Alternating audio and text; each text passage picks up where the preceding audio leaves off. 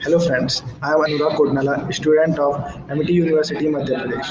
Today I am going to give information about history of HTML. Now let's begin the topic. What does HTML means? HTML stands for Hypertext Markup Language. What is HTML? HTML is a computer language devised to allow website creations. These websites can be viewed by anyone else connected to the internet. It is relatively easy to learn, with the basic being accessible to most people in one sitting and quite powerful in what it allows you to create. Hypertext is the method by which you move around on the web by clicking on a special text called hyperlinks, which you brings to the next page. The fact that it is hyper just means it is not a linear. That is, you can go to any place on the internet whenever you want by clicking on links. There is no set orders to do things in. Markup is what HTML tags to do the tags inside them. They mark it as certain type of text. HTML is a language as it has code, words, and syntax like any other language. History of HTML. In 1980, physicist Tim Berners-Lee, a contractor at CERN, proposed and prototype inquiry, a system for some researcher to use and share documents.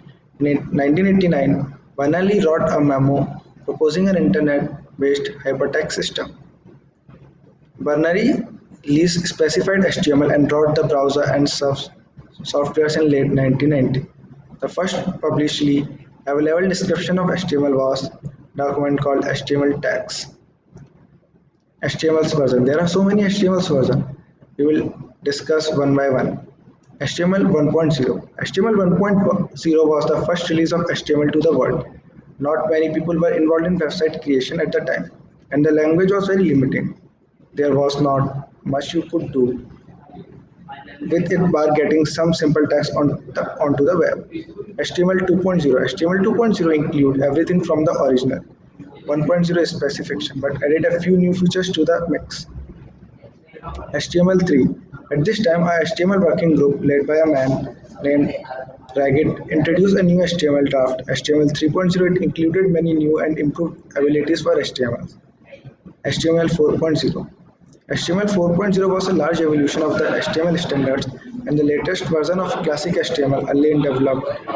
It had the code name Hover. Most of the new functionality brought in these times came from the ill-fated HTML 3.0 space, as well as hosting of trimmings and old tags, internationalization and support for HTML's new supporting presentation language. XHTML 1.0. Close to the beginning of the 21st century, the W3C issued after their specification of XHTML 1.0 as a recommendation. Since January 26, 2000, it stands as the joint standard with HTML 4.01. HTML 5.0. HTML5 is designed for the web, both new in the now and the future. This is the specification that we will be working with for the next decade at least. So the process of its development is relative and considered. Many parts will be familiar, but there are also plenty of new elements, attributes, and abilities to get excited about. Thanks for watching my video.